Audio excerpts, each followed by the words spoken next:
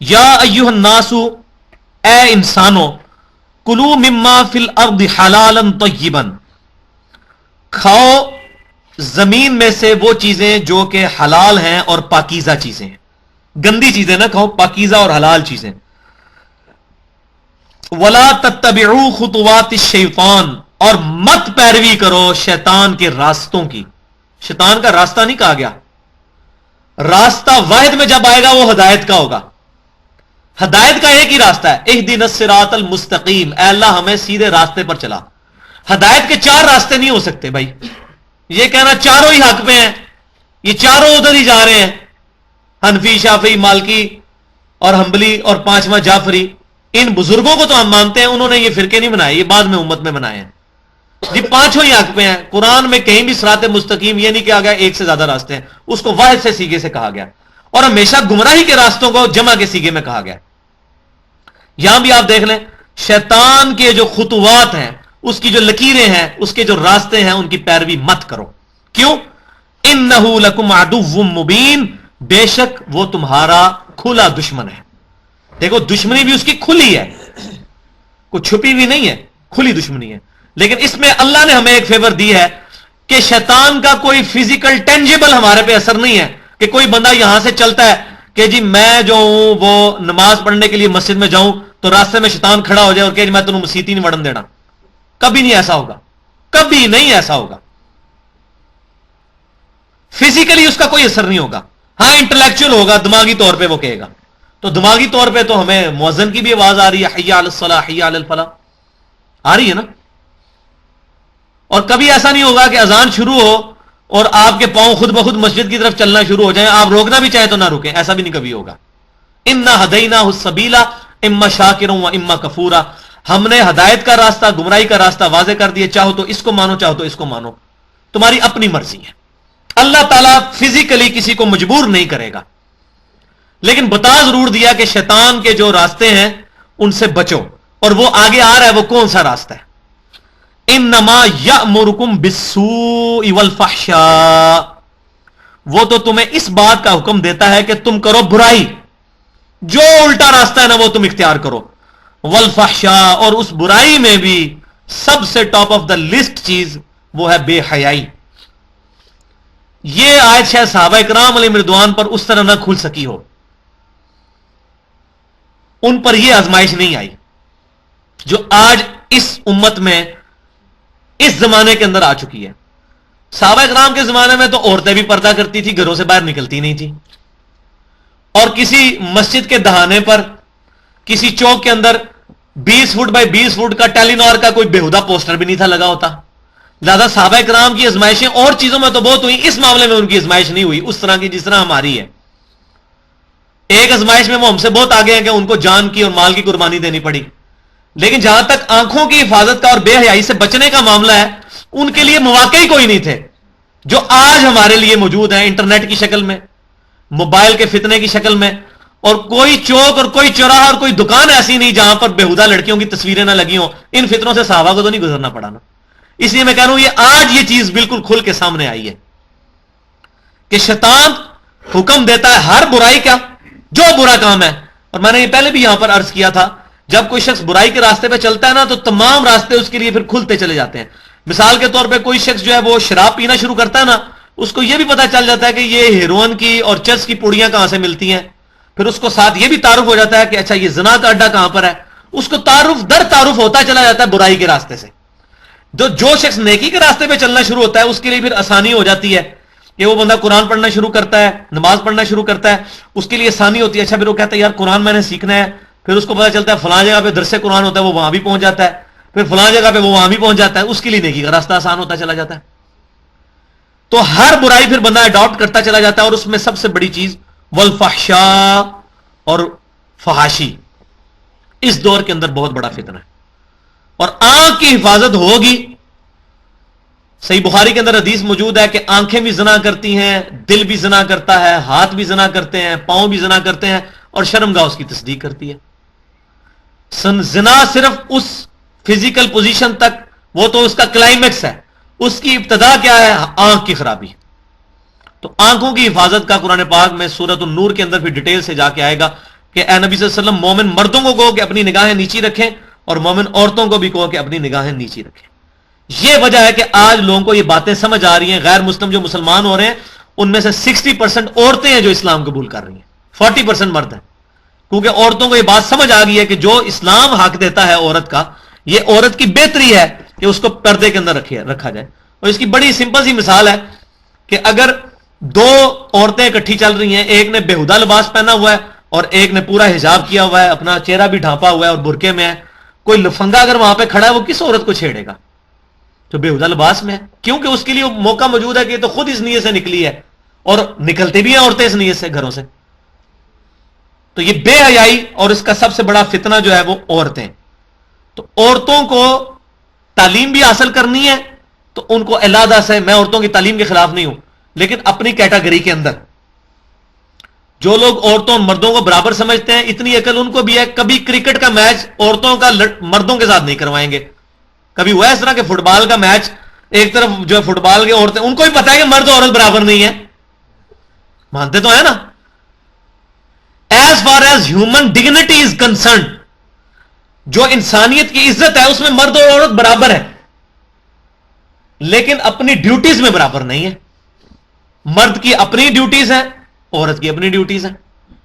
تو جو لوگ مرد عورت کے حقوق مساوی کی بات کرتے ہیں وہ بھی ٹیمیں انہوں نے علیحدہ ہی بنائی ہیں, عورتوں کو عورتوں کے ساتھ ہی, باکسنگ کا میچ بھی ہوتا ہے, کشتی ہوتی ہے, عورتیں عورتوں سے ہی لڑتی ہیں, وہ بھی پتا ہے ان کو کہ مرد اور عورت برابر نہیں ہے.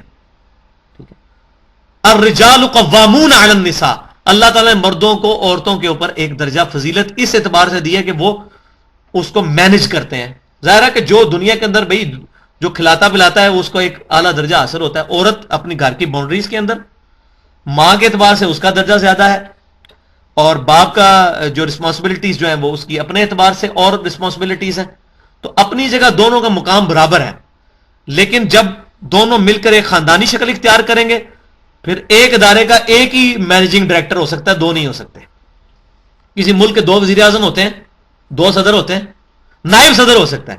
تو گھر میں نائب صدر کی حیثیت سے بیوی ہوگی, صدر ایک ہی ہوگا, کیونکہ مینجمنٹ جب ہوگی تو پھر فائنل ڈیسیژن ایک بندے کے پاس ہی ہوگا. تو یہ عورتیں آج اس اعتبار سے عورتوں کی تعلیم بھی علیحدہ اداروں میں ہونی چاہیے, اور الحمدللہ ہمارے پاکستان کے اندر بھی ایسی یونیورسٹیز بنی ہوئی ہیں میڈیکل کی جو بالکل علیحدہ سے ہیں, عورتوں کی تعلیم بالکل علیحدہ ہے. تو اس میں کوئی حرج نہیں عورتوں کی تعلیم میں, لیکن اس میں پھر یہ پابندیاں بھی ہونی چاہیے کہ عورتوں کو اس طریقے سے اجازت نہ ہو. آج کل تو میں کہتا ہوں اسٹوڈنٹس کو, مردوں کو بھی اجازت نہیں ہونی چاہیے کہ وہ موبائل فون کالجز کے اندر لے کے جائیں. موبائل کا کالجز میں اسٹوڈنٹس کا کیا کام ہے موبائل کے ساتھ؟ اور گھروں میں انٹرنیٹ لگے ہوئے ہیں اور ماں باپ بےچارے ان پڑھ ہیں, وہ کہتے ہیں ساڈا بچہ پورا دن کمپیوٹر تے ہی بیٹھا رہتا ہے, پڑھتا ہی رہتا ہے, تو جو رزلٹ آنا تھا فیل, وہ پڑھتا تو نہیں رہتا. تو اس پہ بھی کوئی چیک ہونا چاہیے گورنمنٹ کی طرف سے. میں حیران ہوں, چائنا کے اندر یوٹیوب پہ پابندی ہے, 1/5 آف ورلڈ چائنا میں رہ رہا ہے, یوٹیوب پہ پابندی ہے. تو اس طرح ہم ان سائٹس کو یہاں بلاک نہیں کر سکتے. آپ بتائیے پورنوگرافی کی جب سائٹس کے اوپر پاکستان کا پہلا نمبر آیا تو جناب وہ خبریں جناب چل رہی ہیں جی پاکستان کا اسلامی تشخص متاثر ہوا ہے. تو اسلامی تشخص آپ نے خود متاثر کیا نا, وہ کہتے ہیں رپورٹ کیوں چھاپی ہے. دیکھو ذرا, ان کو کہہ رہے ہیں آپ نے رپورٹ کیوں چھاپی ہے, میں کیوں بتایا کہ آپ لوگ ننگے ہیں. دوسرے نمبر پہ انڈیا ہے, اور پاکستان میں بھی فیصلہ آباد پہلے نمبر پہ ہے. اور وہاں یہ آپ چلے گئے فیصلہ آباد میں کاروباری لوگ ہیں, وہ مطلب ریڑے والے لوگ ہیں جن کو انگریزی کی ABC بھی نہیں آتی, وہ بھی نیٹ پہ بیٹھے ہوتے ہیں. کیا کر رہے ہوتے ہیں وہاں؟ گوگل پہ سرچ کر رہے ہوتے ہیں, وہ ساری وہ سائٹس دیکھ رہے ہوتے ہیں. تو اس کا یوز پازیٹو ہونا چاہیے. میں نہیں کہتا انٹرنیٹ کی کمائی حرام ہے, لیکن اس کا یوز پازیٹو ہو. چھری ہے, اس کے ذریعے آپ سبزی بھی کاٹ سکتے ہیں, گوشت بھی کاٹ سکتے ہیں, حلال کر سکتے ہیں جانور کو, بندہ بھی حلال کر سکتے ہیں. تو بندہ تو نہ حلال کریں, اس کو یوز کریں پازیٹو سینس کے لیے. تو یہ بے حیائی کے اوپر میں نے اس لیے اس اعتبار سے گفتگو کی کہ یہ بنیادی چیز ہے کہ آنکھ کی حفاظت ہوگی تو دل میں روحانیت اور تقوی پرہیزگاری پیدا ہوگی. ادروائز بھائی جی آپ بے شک اپنی توحید صحیح کر لیں, ایک نہ ایک وقت آئے گا شرک کے اندر مبتلا ہوں گے اگر آپ تقوی اختیار نہیں کریں گے.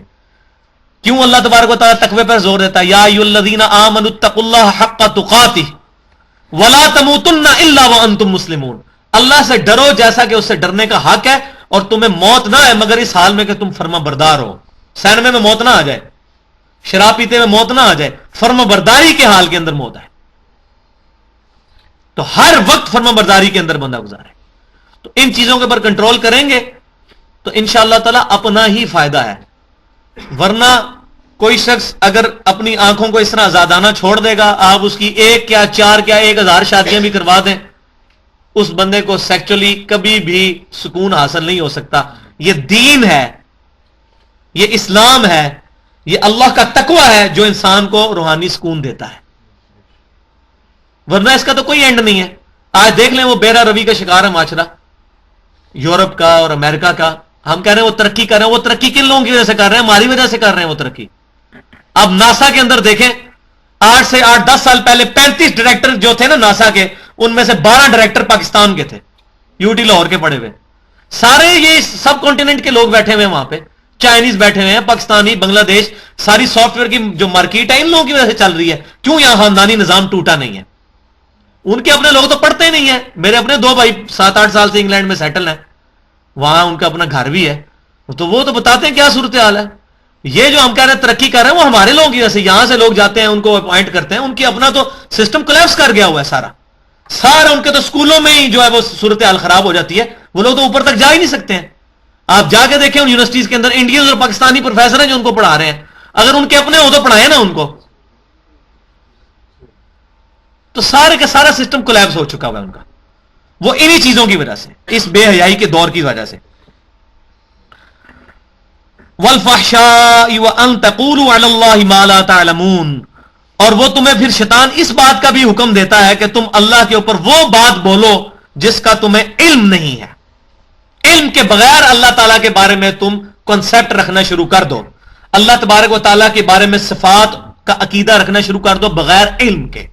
جیسے لوگوں نے بغیر علم کے یہ کہنا شروع کر دیا جی کہ جی دیکھیں جی ماں بھی تو اپنے بچے کو نہیں آگ میں جلا سکتی, تو اللہ تعالیٰ کس طرح اپنے بندے کو جلائے گا. اب اس طریقے سے اینالوجیز بنانا شروع کر دیں اگر ہم, تو پھر میں کہوں گے قرآن میں حضرت آدم کو فرشتوں نے سجدہ کیا تو ہمیں نبی صلی اللہ علیہ وسلم کو سجدہ کرنا چاہیے. تو اینالوجیز تو نہیں بنانی, باؤنڈریز لمٹس دیکھنی ہے ہم نے. اپنی عقل نہیں استعمال کرنی. اپنی عقل استعمال کریں گے وحی کے اندر اندر. جب وحی کو سپیریئر مان لیا, ہاں جب تک آپ نے وحی قبول نہیں کی اس وقت آپ کو اختیار ہے آپ دین نہ قبول کریں. لا اکراہ فی الدین, دین کو قبول کرنے کے معاملے میں کوئی جبر نہیں ہے. اس آیت کا یہ مطلب نہیں ہے کہ دین کے اندر آ جائے تو وہ بدماشیاں کرتا پھرے. مثال کے طور پر آپ نے اگر پولیس میں بھرتی ہونا ہے تو آپ کو کوئی زبردستی کہتا ہے پولیس میں بھرتی ہو, کہتا ہے کوئی؟ آپ میرٹ سے ون کرتے ہیں پھر پولیس میں بھرتی ہوتے ہیں, اور آپ پولیس میں بھرتی ہو جائیں, آپ کہیں جی لا اکراہ فی الدین, میں پولیس کی وردی نہیں پہنوں گا, وہ کہیں گے جی چلو دفعہ ہو یہاں سے, کہیں گے نا.